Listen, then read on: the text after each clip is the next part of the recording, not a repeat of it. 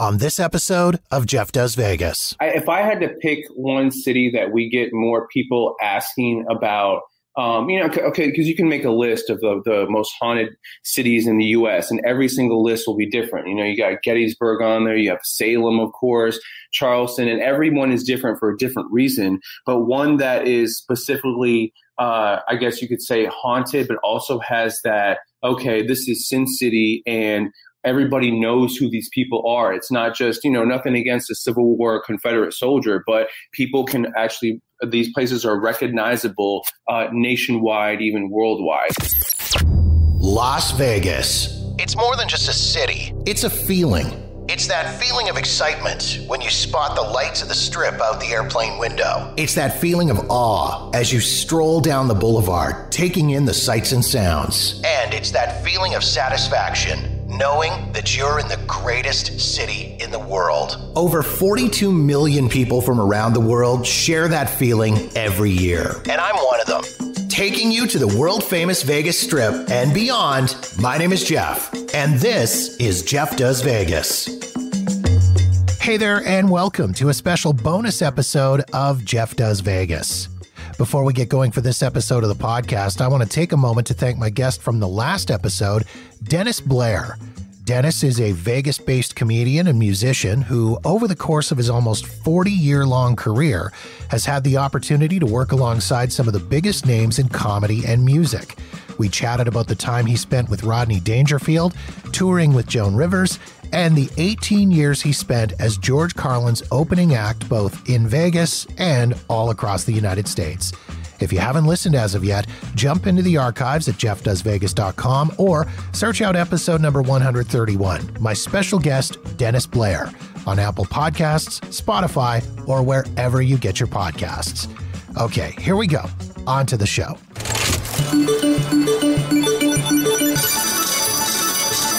For this bonus episode of the podcast, I've decided to take a deep dive into the archives.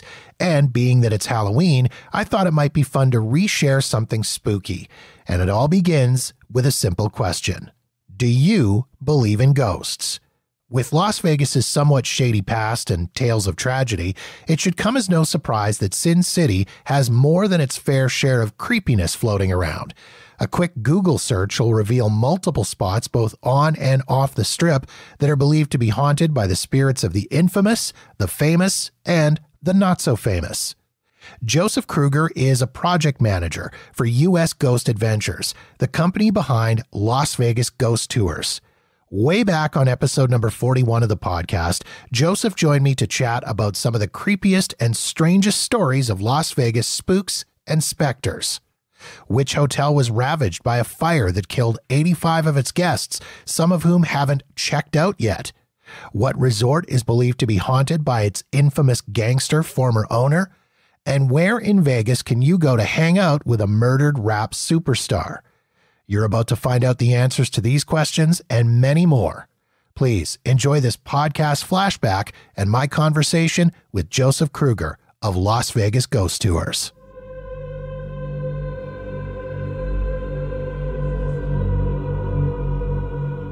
We wanted to try something different, like you said, than just the normal sightseeing stuff. And the more we researched, the more we found, okay, well, not just that celebrities visit here, not just that, weird things happen, what happens in Vegas stays in Vegas, but we just started finding all these stories, not at just one or two locations, but at so many different hotels, so many different popular attractions that people go to, gamble, to spend their vacations, to hang out.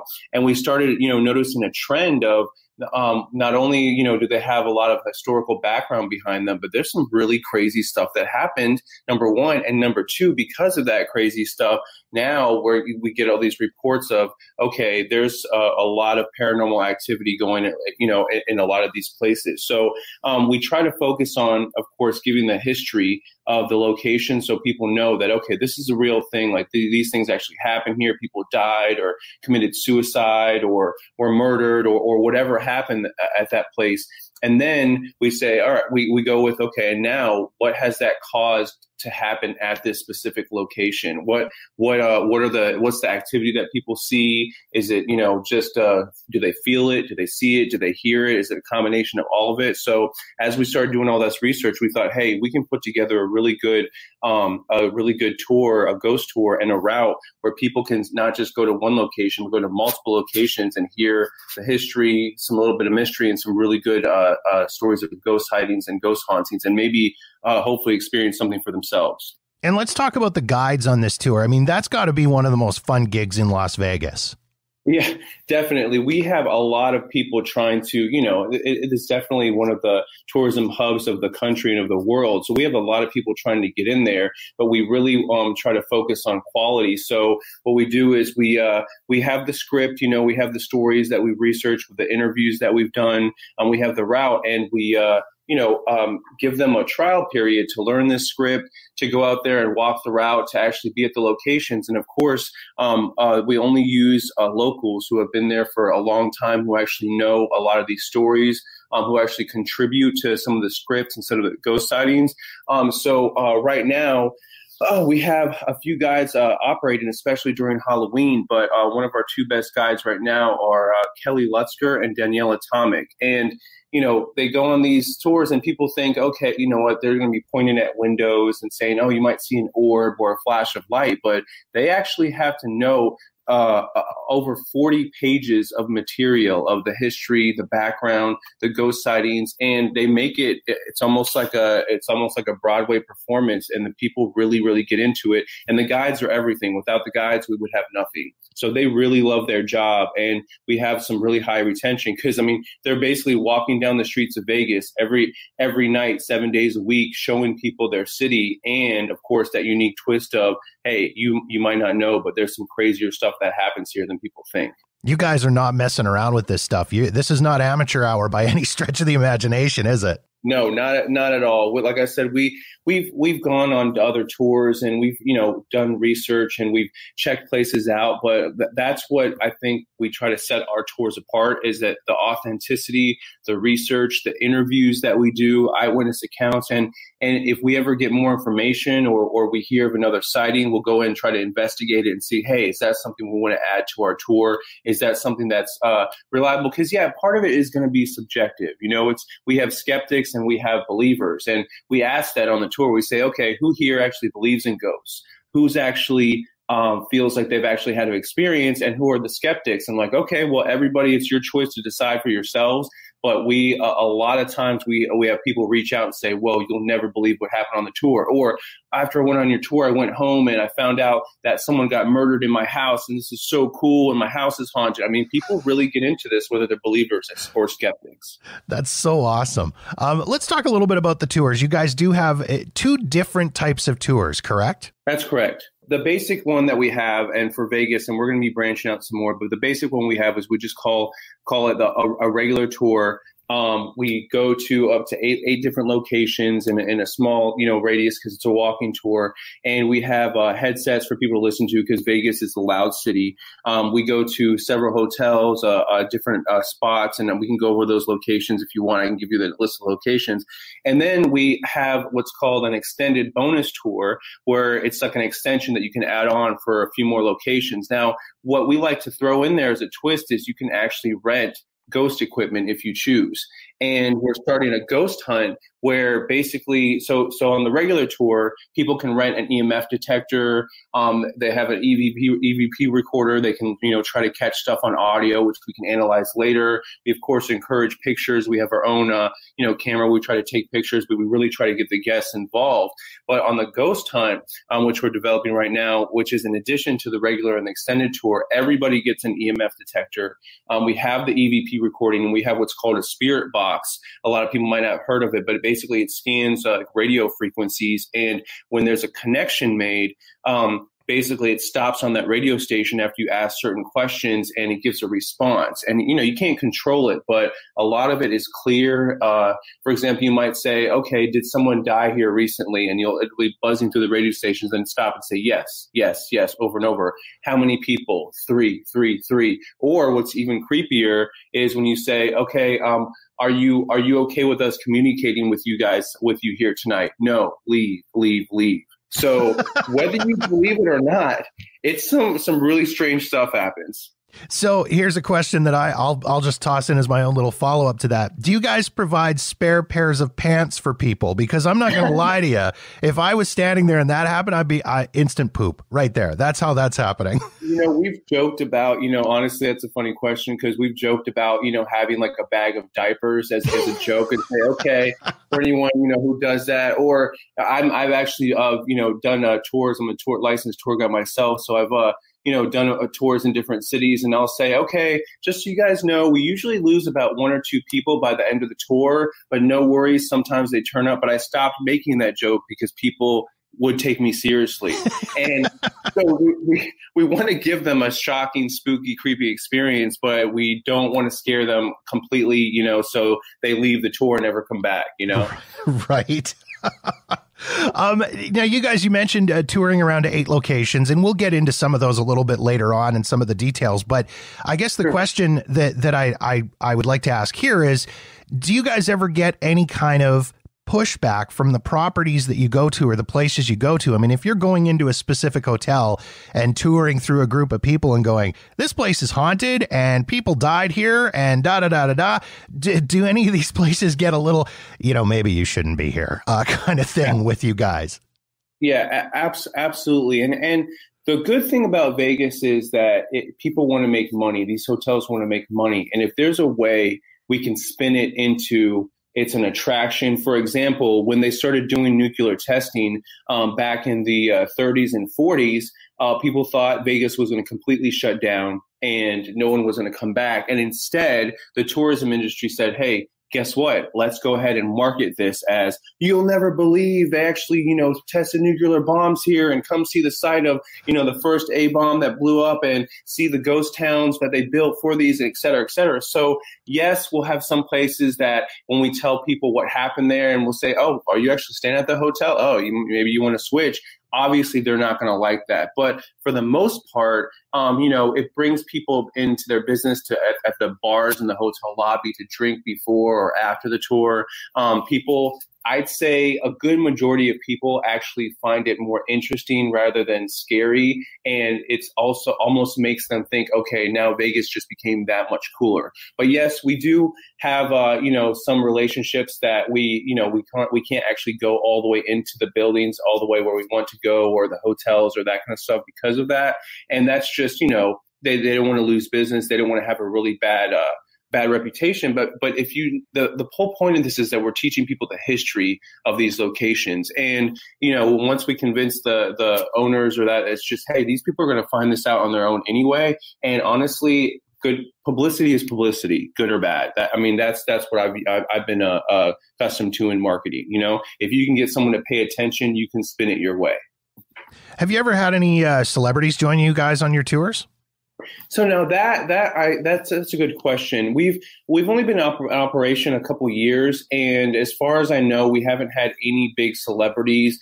We've had a few comedians that are not well known that might stop by, or people that are local to Vegas. So the only celebrities that I can say that join us on our tours are actually the dead ones, the ones that are haunting some of these locations. And when I say that in all seriousness because we've had not just tour guides, but tourists or even locals, say, oh my gosh, I definitely just saw Bugsy Siegel, exactly how he's described in the story or how he is in history. Or, hey, that's crazy, but I swore I just saw someone who looked exactly like Tupac wandering around on your tour with you. And, some people might be making it up, but when it happens over and over again at some of these locations, that's what draws people to these ghost tours, is that most of these places are celebrities that have died there, or people who founded the hotels or that kind of stuff. So I'm crossing my fingers that we can get it out there. We'll have, some people, but hey, you never know. A lot of times celebrities dress up in disguise. So we might have had one on our tour and not known it, For some reason, I feel like the dead celebrities are cooler than the living ones.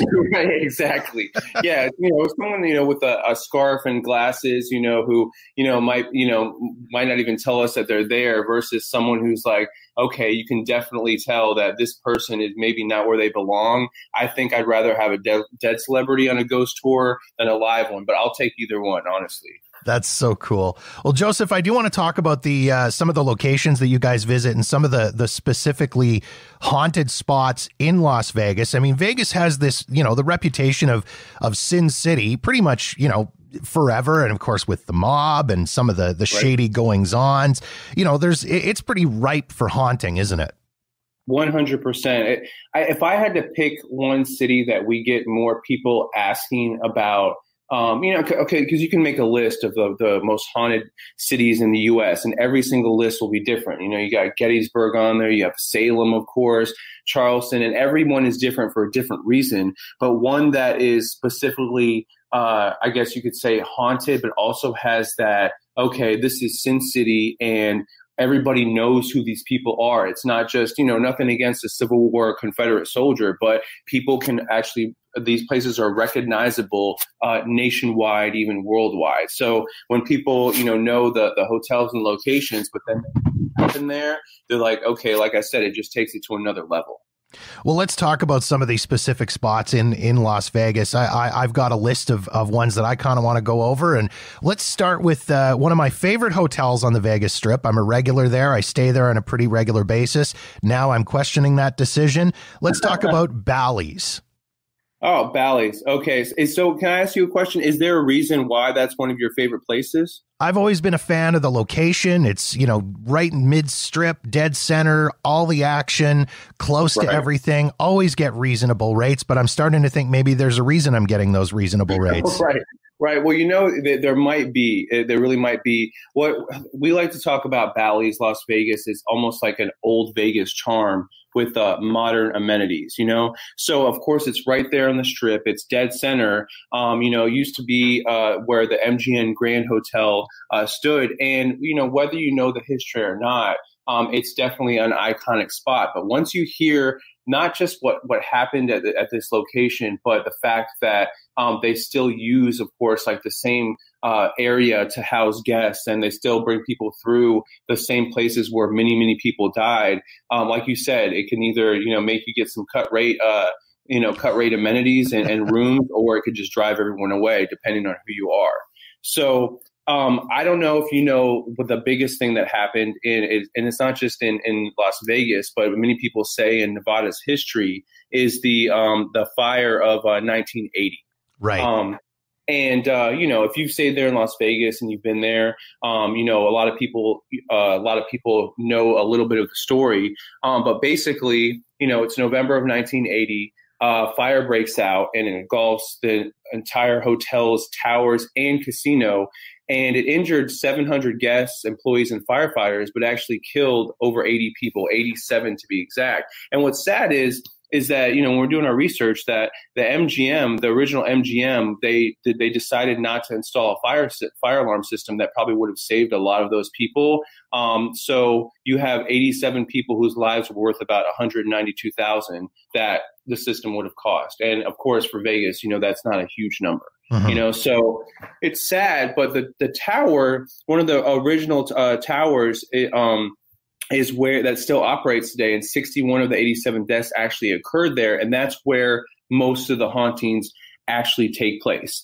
And when you go on the tour, whether you believe this stuff or not, and whether you think that these deaths and these supposed hauntings actually make a difference, once you start hearing the story, people start exhibiting something, the symptoms that we talk about. So, for example, yes, when I start the tour, I ask people again, hey, not just did you have experience, but how did you make you feel? Some people were like, oh, I was visited by my grandfather and it was nice. Most people are like, I got the chills. I saw an old lady sitting in the rocking chair, or, a mirror fell and broke and I just got nauseous. And this place at Bally's is where people actually tend to get those negative feelings while they're on the ghost tour. And that might sound bad, but I mean, that's kind of one of the reasons why they're on there. They want to experience something. And those negative feelings would make sense there, considering it's not like, your grandpa peacefully passing away in his bed in his sleep.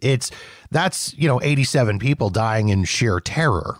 Yeah, sheer terror, not just, and it's not just, I don't know if I could choose between, burning alive or suffocating, but 85 of those people died from smoke inhalation and carbon monoxide poisoning in the stairwell. So, I don't like to make, like 9/11 references or anything like that. But the point is, if you're being serious and you're trying to empathize, and we try to put our guests in the shoes of either people who have seen the hauntings or even the victims themselves, so they can kind of connect to them while they're at that location. Imagine you're in a stairwell, you can't get out of these locked doors to the roof or the ground floor, and you're just sitting up there in that stairwell, and basically you suffocate. So when we're telling these stories, one specifically, there was a 7-year-old boy who was separated from his mother on the 17th floor, and he died due to smoke inhalation. And that's one of the places on the 17th floor where guests, they report hearing a young boy calling for his mother over and over and over again. They actually hear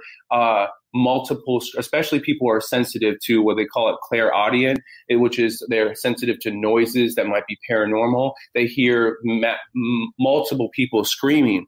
And when we start telling this, some people start getting short of breath. They start thinking, okay, this is getting intense. And when we get into the story of the Browning family, who was on a vacation at Bally's during a spring of 2007, then this is their words from their interview.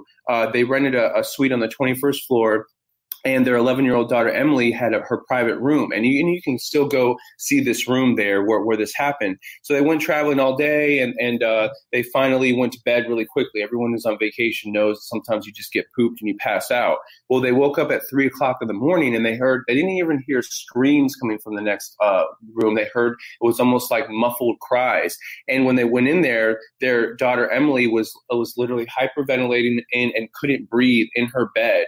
And she just kept saying, I need air, I need air. They had never heard her talk like that before. She wasn't choking on anything. And when they finally took her into the hallway, and not just on the floor, actually in the elevator up to the roof away from that floor, the 21st floor, that's when she all of a sudden was able to breathe. And, some people might say, okay, this is maybe she had asthma, or, maybe she just couldn't breathe. But it's the same things that people report when they're talking about suffocating from smoke inhalation, carbon monoxide poisoning, and it's happened multiple times. And we're showing people this, and we're talking about this story. I've actually had guests who actually have to sit down, or, they have to get a paper bag because they actually start hyperventilating. And we don't know if it's because of the location that we're at, or because it's the way we're telling the story, or if it's something unexplainable. And it's really interesting, but also creepy to have that stuff happen. And we've actually had some people faint. Everyone's been okay, but we have people faint at some of these locations where the feelings just get so intense, they get overwhelming. Man alive, I'm getting freaked out. I'm sitting in my basement at home in Calgary, and I'm getting freaked out on this. And I think I'm striking Bally's off of my list of places to stay. Well, especially not the upper floors. Definitely not the upper floors. Is it a specific tower at Bally's? Is it the Jubilee Tower? Honestly, we try to go to both the two different ones, but it's the Jubilee Tower is the one that is still used. That was actually still has part of the construction of when the actually fire took place. It didn't completely destroy, the tower and casino. Obviously, they rebuilt it, but it's definitely that tower where, like I said, 61 out of these 87 people died. And a lot of times people think, they ask, okay, why is this specific place haunted? Oh, okay, yeah, it's got history. Yes, people died there, but usually it's almost tied to the way they died. And the way they died is almost always tragic, whether it's an accident, a fire, someone got murdered, some kind of love betrayal, some kind of rampage. Everything is very specific, and it's the emotions that those people felt while they were there that we believe really tie those that paranormal activity to that specific location. So I want to talk to about another place in Vegas that's got a haunting, and it's also, again, another one of my favorite places to stay,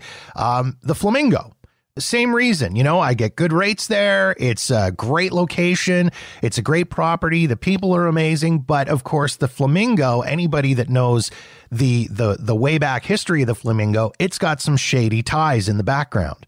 Yes, most definitely. And, I feel like the Flamingo is one of the, like Bally's is iconic, but Flamingo is the one where people think, okay, this is like hardcore Vegas, this is mobster, this is, so they think when they go there, all right, you know what, this just has some really creepy stories of stuff that actually happened, because everybody, no one's going to underestimate the, the history of the mob.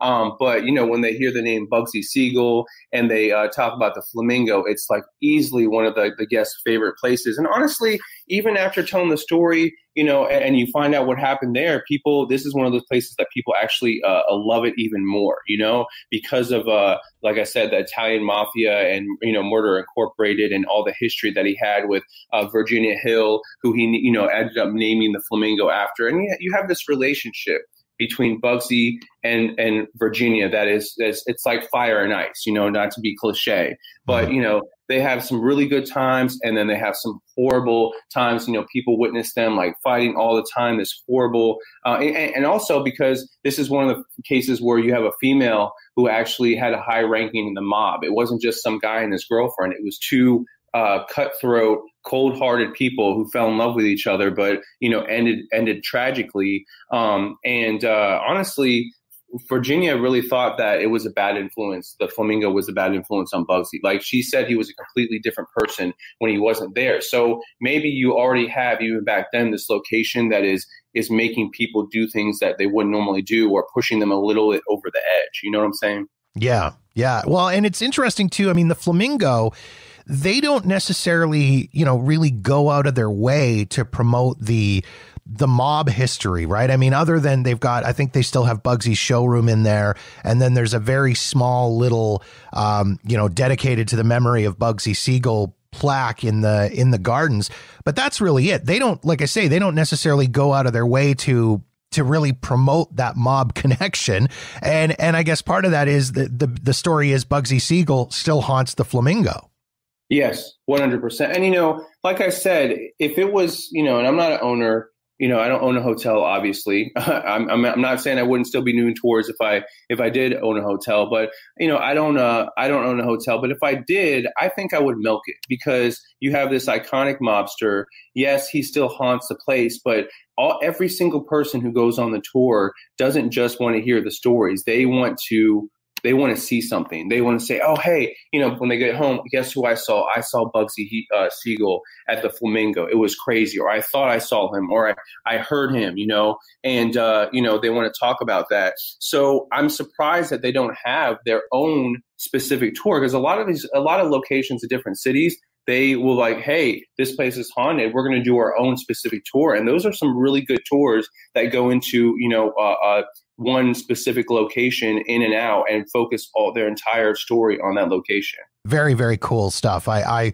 love this kind of stuff. It's so fun to hear. Another location as well, and this one has got quite an interesting history in that a lot of people think it's cursed, just period, because of what it is. I'm talking about the Luxor. And of course, there's all kinds of rumors about the fact that it's cursed because it's built facing the wrong way. And, right. All these strange things that happen, during construction. I mean, there were people that were actually killed during the construction. And then, of course, there's all these weird accidents and suicides and, people throwing themselves off of the balconies inside and all this kind of weird stuff. Like the Luxor is, it's one of those places where I walk in there and I love the place, but I walk in and there's just sort of this weird feeling that overcomes you when you walk in there. Yeah. What some people call it, when they go into, the dark pyramid of Vegas, the Luxor, they call it a chaotic energy, or almost an energy that is literally supernatural, that makes you not just uneasy, but almost you feel like, some people say you almost like entered another dimension, not like huge, like you just travel through space, but almost like you just stepped into a place that is a little bit on a different level than what we experience, day by day. And anything called the Dark Pyramid, I mean, some people say it's cursed because it even goes back to like, Egyptian cult, that kind of stuff. And then the Sphinx. But if you look at all the stuff that's happened there, like you said, fights, terrorism, disease outbreaks, anything that can happen and will happen seems like it has happened at the Luxor. And I mean, it was a gorgeous idea, the 30 stories, almost the size of the Great Pyramid in Giza. It's actually 3/4 of the size of that, and that was its inspiration. And the light beam is one of the strongest in the world, even visible to pilots. And everyone who stays there, they can get this history from that. But like you said, when they were doing the construction, they wanted to keep low costs. William Bennett, the CEO of Circus Circus, is actually the one. Circus Circus is actually the one that built the Luxor, and he just wanted to cut costs, and construction wasn't even complete. But some guests were staying in the room, and during the construction, they were trying to meet this deadline, and they're not sure if it's just the construction workers or because the cut costs, but you have all these accidents that happen and people dying, the workers, even some guests are reported having died. And those are the people that guests report seeing more than anything. Well, and there's been weird stories too. I mean, I've heard weird stories of the Luxor about. Isn't there a story about a woman that fell off of one of the high levels into it was? And I don't mean to laugh because there's nothing funny about this, right? But she fell into a buffet area. Yes. I believe you're referring to. I actually don't even know if we have her name, but it was in 1996, and it was the 26th story of the hotel. And the only, I guess you could say, good thing about it is, yes, she fell and immediately fell into this area where there's all these other guests. There's this buffet happening right there. So it was completely visible, scared the crap out of everybody. People were like, what, did she jump? Was it suicide? And, the only good thing about it is that I think it was Clark County's, I think it was Sergeant Bill Keaton said the only good thing about it is that it was over quickly for the woman. But it wasn't over quickly for anyone else. And a lot of the stuff that happened at these locations has been witnessed by several people. You have this giant fire, at Bally's, you have this woman, falling to her death from the 26th floor right in front of everyone into a buffet. And, no one knows what happened. Some people say she was a sex worker who got HIV, so she killed herself. Other people just believe that she was there by herself and lost all her money, but she's not the only one. There's actually been multiple people have fallen to their death, and they rule them as suicide because they just don't know, And again, I wonder, that comes back to the discussion about the Luxor itself being cursed. I mean, at one point, and maybe I'm making this up in my own head because it sounds like a cool story, but at one point, did they not have Egyptian artifacts in the Luxor? And there's always a little bit of, craziness surrounding the whole Egyptian artifact thing and whether or not, some of those things are cursed in and of themselves.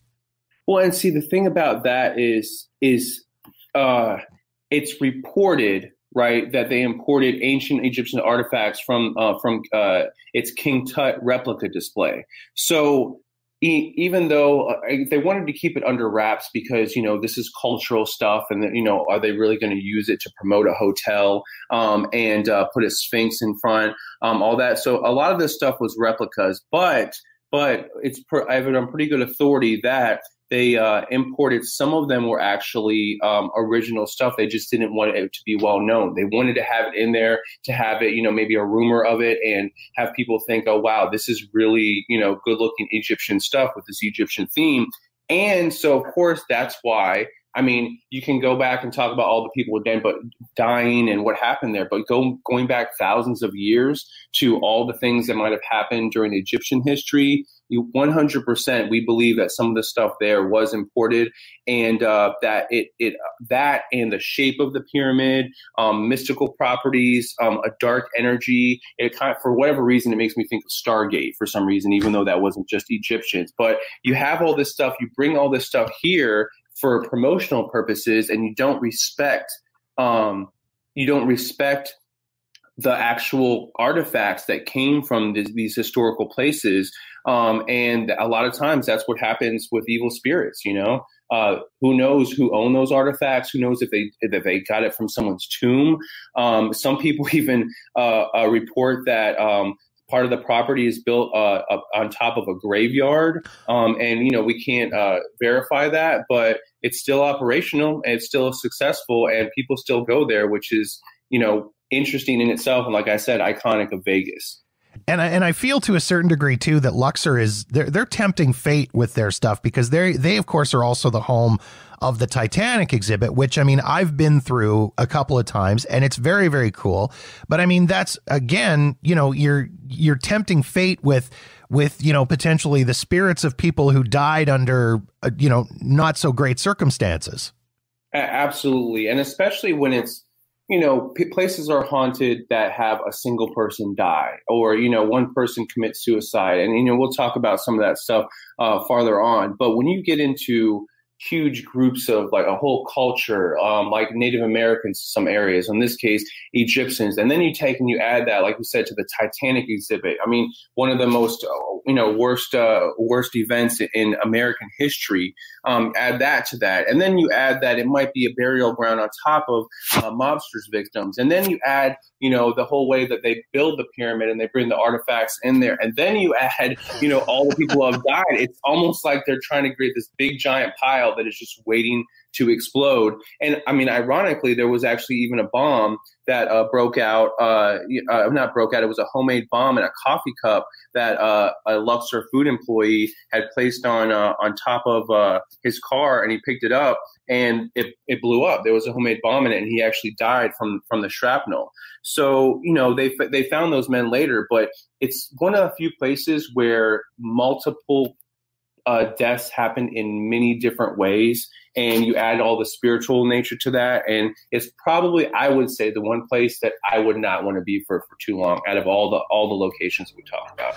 I've seen the movie Poltergeist. I know how this is turning out. Exactly. Yep. Yes, definitely some foretelling in this for the future for the Luxor. So, and you know what? That's going to be on them when something else happens. Coming up, which former casino owner was rumored to have idolized a World War II dictator? And which casino hotel has a history of tragedy despite its lighthearted theme? Find out next on Jeff Does Vegas.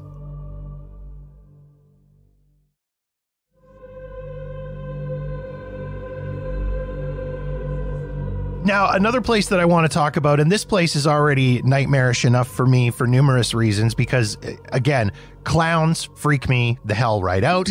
And of course, on their marquee out front, there's a giant creepy clown.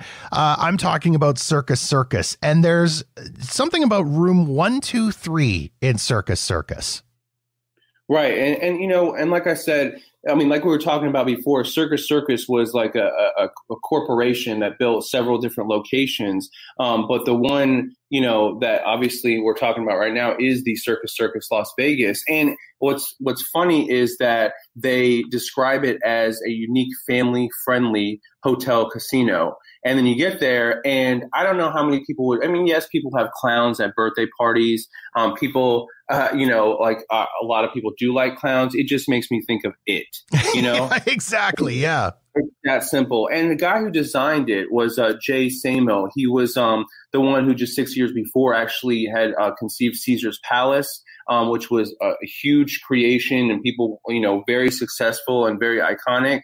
And it's one of the first places that I had seen at that time. But when Circus Circus came around, it was unmistakably the most popular one because of the theme, of course.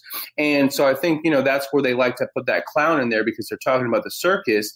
But just like kind of like the Luxor, I feel like, you know, it's not just from haunted movies, you know, like It or, you know, and Stephen King and that kind of stuff. But, you know, stuff actually has happened there. And what's sad is that Jay Samo, the guy who actually designed it, you know, he fell in a bunch of debt because he didn't do something really simple, which was design an actual hotel with the circus and the gambling. So, you know, after all that, he sunk himself into debt.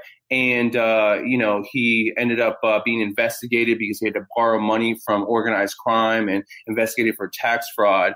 But there's so many people after that have said that people have fallen from windows, that people, one woman was in room 23, shot her little boy and herself for no reason. And that's what's so weird about this place. Certain places you have maybe a floor that is haunted. You have maybe a couple rooms that something actually happened into. Well, for some reason at Circus Circus, it's multiple rooms on multiple floors. And it's almost like there's no logic to what happened there. It's not like there's even an energy. It's just that it's like the circus. It just, what happens just randomly happens. On room 123 is said to be haunted by the little boy and their mother searching for their boy's father. There's also, they say, a guy named Robert who stays there and who automatically, all of a sudden randomly appears hanging from the ceiling. We don't have any direct evidence of that. It's just reports.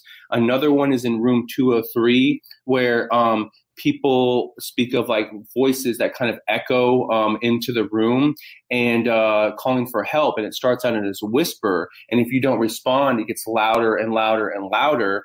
And all of a just eventually turns into a blood-curdling scream. And whether or not you believe these things are happening in these rooms, they've actually made people who have either witnessed them or said they happened leave. So that whole reputation you're talking about, this is one of the places where it really affects an actual location where, you know, they want people to think it's family friendly, but then they have a story from a 20-year employee that said 3 people were killed in the kitchen all in one night, even though there's no hauntings with that. How does that happen? I mean, you go to your local restaurant, you know, a 99 out of 100, nothing interesting happens, maybe more than a grease fire or someone gets food poisoning or, right, you know, someone refuses to pay a tip. And then you have room 230 and 576 that people are said to, people say that there's paranormal activity. Some people think maybe it's pranksters. Other people think that maybe it's just because the hotel has its annual Halloween extravaganza. So Circus doesn't shy away from a lot of these stories. You know, they really embrace it at being that whole circus theme.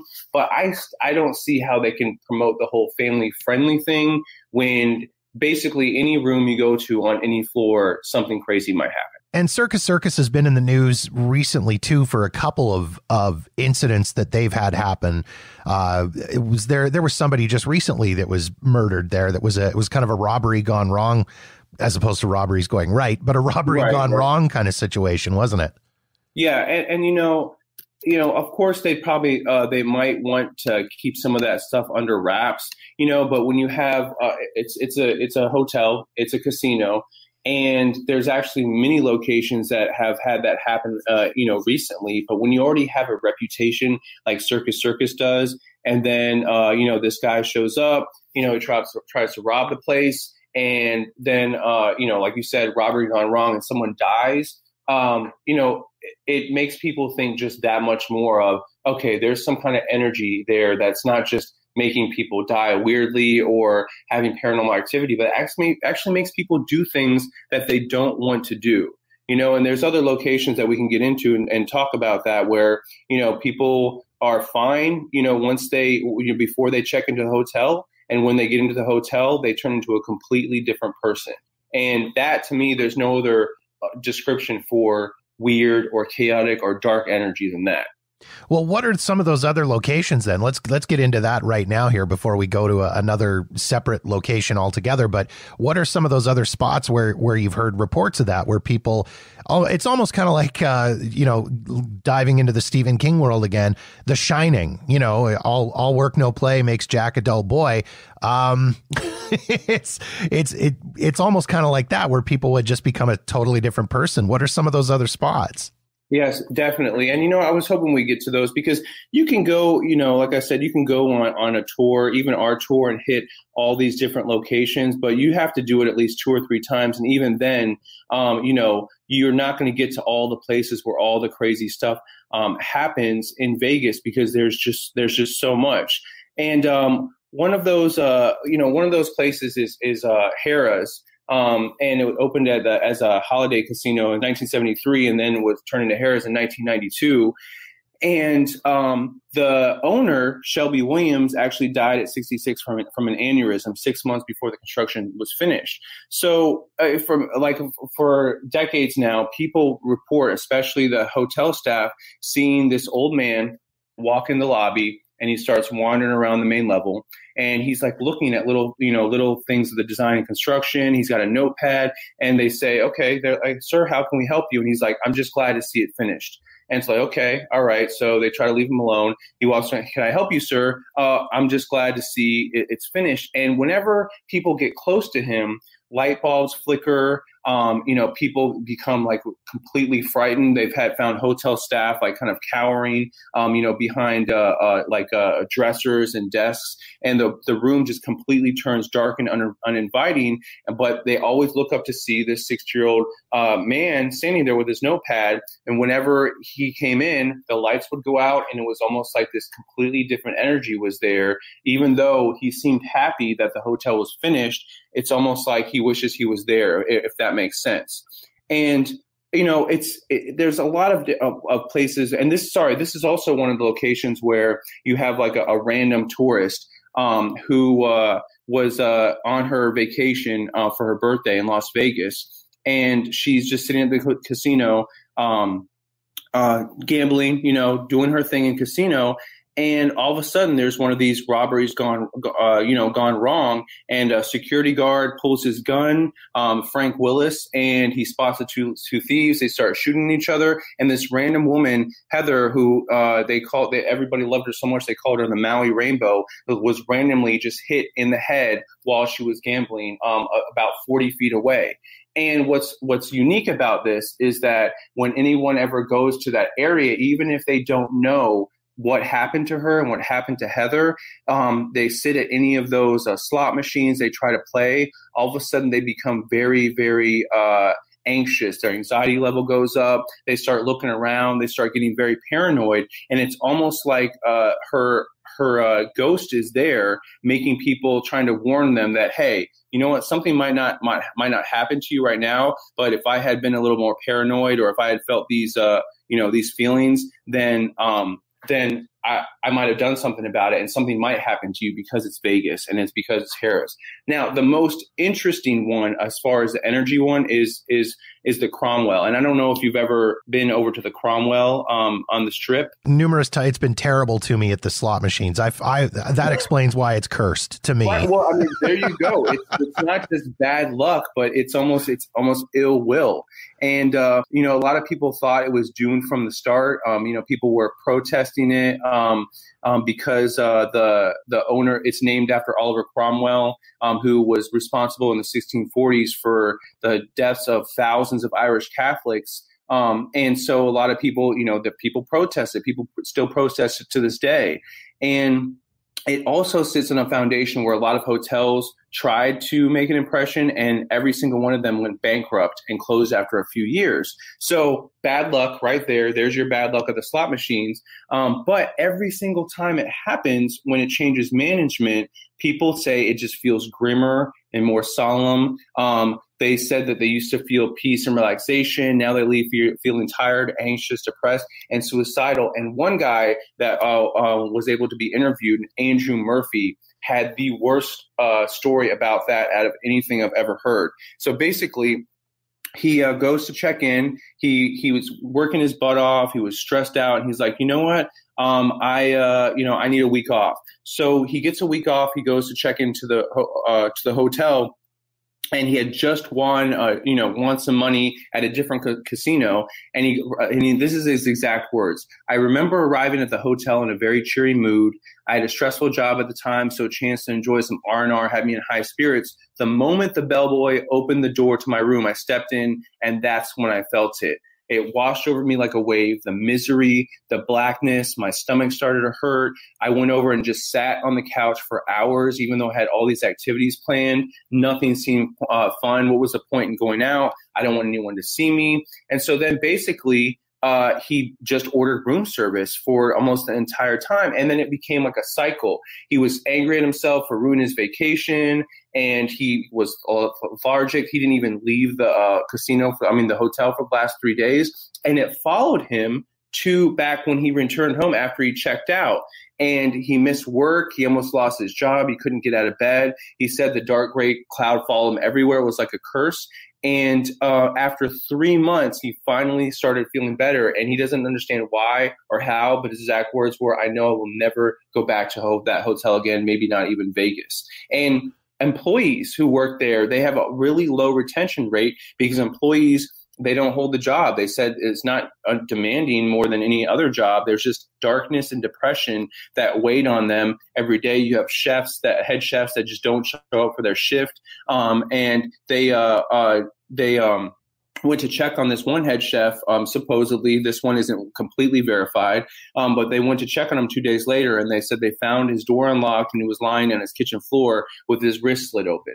So is it really the hotel? Is it the bankruptcy? Is it the bad luck that has all that pain and anguish? All the people that have lost their money, we don't know. It's just a complete feeling of energy. Some people even attribute it to the peyote tribe that had occupied that land in the past. So, a lot of times people just call it from the tribe, the land of death. And if someone called that to a place that I might be thinking about spending my vacation, you better believe that I'm going to have second thoughts. Yeah, no kidding.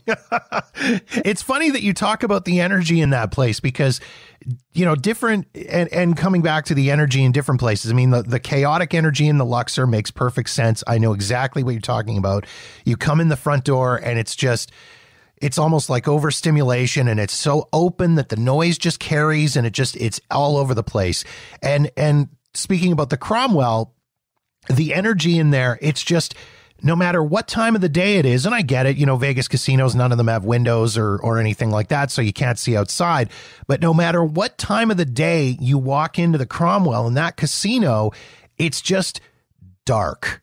Everything is, right. It's black and it's red. It's like walking into the Addams Family house. Yeah. And just the decor, it's that. So I completely understand the dark energy and how it just kind of sucks the energy right out of you.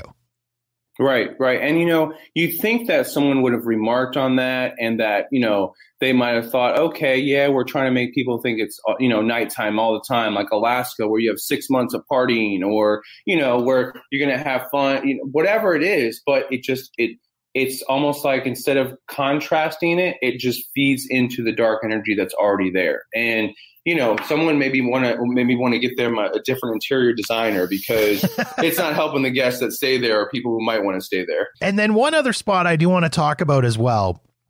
And I honestly, until I kind of started doing some reading and some research on this, it didn't even click to me that it was a haunted spot in Vegas. And I've walked past it a million times, particularly when I'm on my way for my $7.99 steak and eggs at Ellis Island. Right. Flamingo and Koval. Oh, yeah. Which is a very famous spot of a very famous shooting and murder, essentially. Oh, yeah. Well, if people don't know the exact corner, of Flamingo and Koval, they know what happened in Vegas and they know what happened or supposedly happened to Tupac there. And, some people say, okay, it's just the legend that makes it so, so supposedly haunted. But actually, we did a top 10 of what are the most haunted places in Vegas. And, you wouldn't think that this is one of the top ones because people don't report seeing, all kinds of hauntings or, car crashes or that kind of stuff. But because of the conspiracy theories, people actually say that there's sightings of Tupac more often than any other place or any other in Vegas and maybe in other places that we've seen as far as the celebrity goes. And people will literally say they see him with his bandana on, standing there by his car at the corner. Some people report to hear gunshots. So, it's a different kind of haunting as far as like it's not like a hotel that burned down or it's not a place where people are jumping to their deaths. But you have this iconic person, this iconic musician who has so many fans, so many followers, many whom still believe he's alive. Mm-hmm. So I feel like it's kind of like at Elvis, there's this limbo. And whenever you have limbo, to me, that's almost an invitation limbo and uncertainty. That's an invitation for people to start seeing things, whether they're real or not. I've had so many guests and even guides say that they've seen him. I personally believe that it is haunted, but it's not the same as the other places. However, it's right up there in the top 10 list. People actually search that location as far as hauntings more than any other location in Vegas, if you look at Google searches. Well, and again, as you say, it's not a high profile location. You know, it's not Bally's, it's not the Flamingo, it's not Luxor. It's kind of a random street corner off the Vegas Strip that's not really on anybody's radar, except maybe perhaps the hardcore Tupac Shakur fans. Yeah, 100%. You know, and maybe it's, you know, like the way it happened. I mean, in any death like that, it's going to be unexpected, obviously. But I mean, he's there for a birthday party, you know, and he's going to a boxing match, and he's just in the car, and, you know, just whatever actually happened, you know, whatever the police report says, you know, he shot twice in the chest, once in his thigh, and another one in his arm. People say it was taken to the University of Medical Center in Southern Nevada, but many people say, oh, his body actually disappeared before then. But it was such a how do you put it? Such a simple thing that he was doing. It's not like he was there starting a gang war, or at least not that we know of. It's not like he started shooting at someone. He's literally just coming from a birthday party. And I think it was the sudden death, if you will, of him, like that no one expected, that just made people, one, feel for it, but number two, all these conspiracy theories, of course, start popping up, and they don't go away. You know, some conspiracy theories die after a while. This is not one of them. That is so cool. I love it. Are there any other spots that you want to hit on while I've got you here? Any other creepy, spooky spots that maybe we haven't hit on, or do you want to save it for the tours? No, you know what? I will save everything else for the tour except for one, because this is one of my favorite ones, because I feel like, you know, either one, people don't know as much about it, and number two is that it's just that creepy once you get the picture in your head. And the place I'm talking about is the Link, and I don't know if you've ever stayed there, or you ever were able to do any research on that in the past. But do you know anything about the Link before I get into it? I've never stayed there. I've been through it numerous times. I know that, you know, it was the Imperial Palace way back in the day, and then it became the Quad, and then the Link. I cried heavily when they closed the auto collection, because that was one of my favorite things to visit in Vegas. Oh, yeah. There was so much cool stuff to see there. But I'm not familiar with its supernatural history at all. And that's the thing, is that they try to cover it up. Vegas, the tourism board, and even, of course, the owners. And of course, yeah, you have that showroom, you have the parking garages, which at that time had the world's largest classic car collection, as you know. And this was all the brainchild of the vision of Ralph Engelstad, who was the new owner at that time, who was a businessman and a philanthropist, and he was independent. So he was able to do kind of what he wanted. And when it was Imperial Palace at that time, that's when he did the car show, and he had all the pools, the nightclub, fitness centers, you know, all that. He wanted it to be the world's largest private hotel. And when he died in 2002, it was actually the second largest private hotel in the world. And then since then, it's changed ownership, and it's now known as Link Hotel and Casino. But while he was there, some weird stuff happened, and they call him kind of eccentric, entrepreneurial, but eccentric and enigmatic, because he had all these ideas. Some people would say if he gave you his word, that was his bond. He was a genius as far as business goes, an industry pioneer. He did all these things, but on the complete opposite side, you have these dark secrets, and people don't know if it was just almost like a hobby for him, and he wasn't really into this stuff, but he was actually supposedly a huge Nazi sympathizer. And really? Wow. Yeah. Crazy. And what he had this so-called war room, which, and this is verified, we actually had a collection of World War II Nazi memorabilia, and at the centerpiece, he had a giant portrait of himself painted just like Adolf Hitler. So he has this room, it's almost like a shrine to himself and Hitler, and even worse than that. And he's going to, later on, we'll talk about how he says it wasn't how people portrayed it.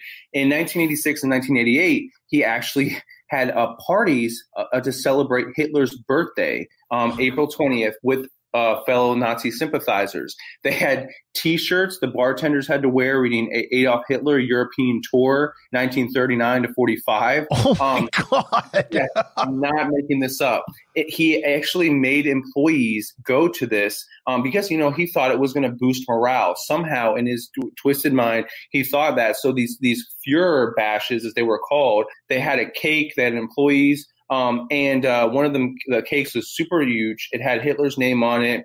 They had German ballads playing, and people were afraid to say anything because they didn't want to lose their job. One of these employees was actually a Jewish employee. We don't know his name, but he refused to cut the cake. I mean, he's thinking this is a huge insult. So he left, and the employee actually ended up getting fired because Ralph thought, okay, he's actually, going against employee morale and doing this for the employees for whatever reason.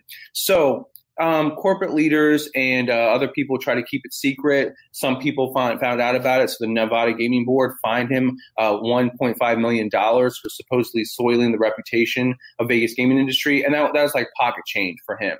So it was like a slap on the wrist. So even though we didn't hear any more of these Nazi-themed parties, then happened some of the paranormal or weird activity. One thing that he tried to do supposedly is that Ralph Engelstad tried to write to the architect of the Hitler's Triumphal Arch that he wanted to erect in Berlin, and it was Albert Speer, and he wrote to Mrs. Speer, the widow, trying to get her to sell him his plans because he wanted to build his own Hitler Arch at the hotel.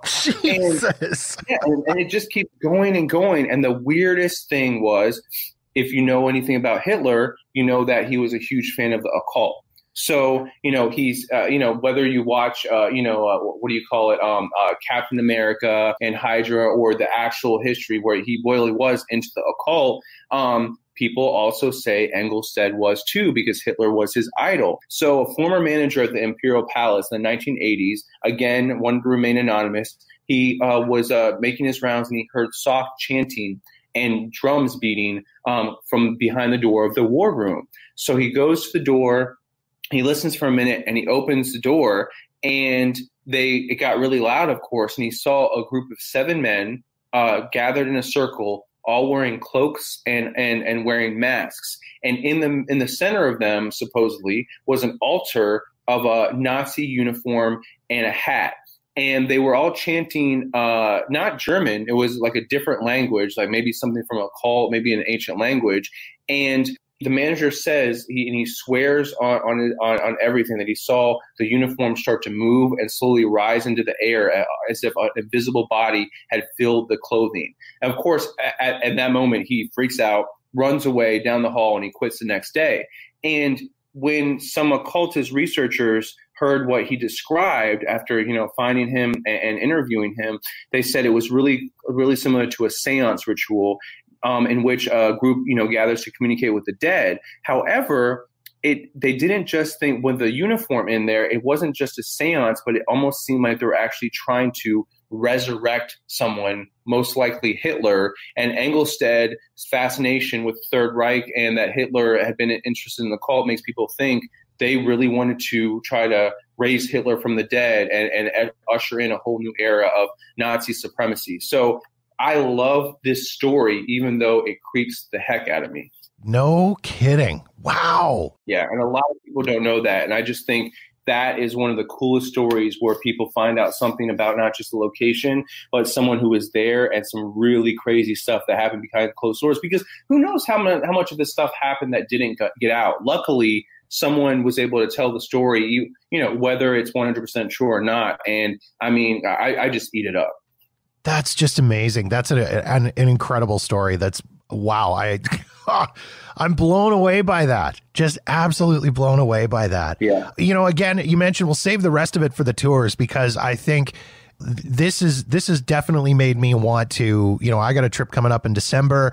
My wife and I are always looking for different things to do when we do our trips to Vegas. This has landed squarely in my radar in a big bad way. So I think we'll be looking at this as a lovely little pre-Christmas event for us. Yeah, definitely. I mean, people, they do a lot of walking during the day too also, but we try to keep it like very, like I said, historical, informative, educational, creepy, spooky, hauntings, all that kind of stuff, some lesser known facts that a lot of people don't know, but also try not to make it like, a 3-hour long walk. It's a nice tour, and we try to hit more locations than a lot of tours, but it's a nice tour in a nice small area to some big iconic places, and then you find out a lot of stuff that you didn't know. So I think it's a unique and memorable experience for most people. If people want to get info on tickets and information, and you guys have a blog as well that chronicles some really interesting stuff, you guys are online, you're on social media, you're all over the place, right? 100%. The easiest way to find out information about the tour, about tour details, we have a tour preview, and of course we have our blog that we just finished, not just a top 10 article, but a series that actually delved even more into each one of those locations, and got a lot of history and background on that, is vegasghosts.com. And you go there and it gives you all the information. You can book straight through the website. It also has a link to Facebook and YouTube. And Facebook is really simple. It's facebook.com/Vegas Ghosts. And you can see not just all our how many followers we have over there, but we post the links to the blogs on there. But we also share stuff from other places that are into ghost stories. We place links about certain things that we hear about. And, sometimes there's just, of course, some good old fashioned fun about paranormal investigations and would you ever visit a haunted house, or where would you haunt if you were a ghost? Just a lot of fun stuff. But specifically for the tours, vegasghost.com. It has all the information there.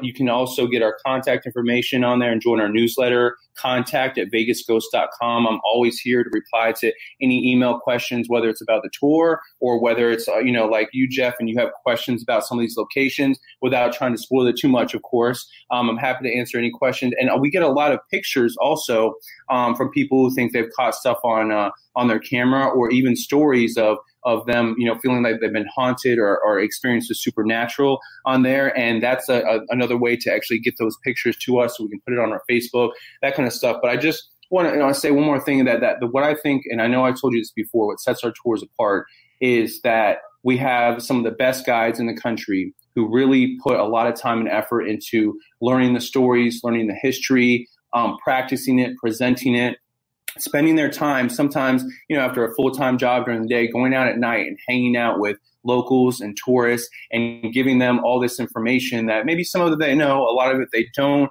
and having a really good time on these tours, and even getting interactive with the EMF detectors and that kind of stuff. But we really try to focus on research, history, authenticity, mystery, and of course, some really good old-fashioned ghost stories and ghost hauntings.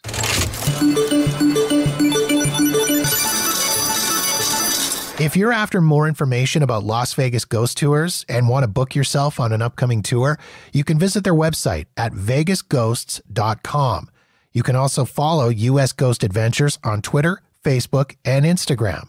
I'll pop the links to their social media and other links as well into the show notes at jeffdoesvegas.com.